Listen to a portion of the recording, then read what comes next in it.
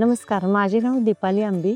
मी शिवसमर्थ नावाने व्यवसाय चालवते. 6 ते 7 प्रकारच्या चटण्या मी बनवते. त्यामध्ये कढीपत्ता चटणी, जवस चटणी, स्पेशल कोल्हापुरी कांदा लसूण चटणी, शेंगदाणा चटणी अशा वेगवेगळ्या प्रकारच्या चटण्या मी बनवते. मानदेशी फाउंडेशन मार्फत चेंबर्स ऑफ कॉमर्स या विभागामार्फत मला लायसन्सची माहिती मिळाली. मी लॅब टेस्टिंग केल्यामुळे मला बँक ऑफ इंडियामध्ये 1 लाखाचं कर्ज मिळालं. त्याच्यामुळे मी आणि माझ्या उद्योगामध्ये वाढ करू शकले. आता माझ्याकडे 6 ते 7 महिला कामासाठी आहेत.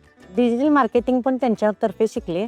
त्याच्यामुळे दुबई, अमेरिका, जर्मनी, लंडन या विभागातून मला चटणीची मागणी येऊ लागली. तसे मी 30 ते 35 ऑर्डरी पूर्ण केल्या. पहिला माझा इन्कम 10 ते 15 हजार रुपये होता.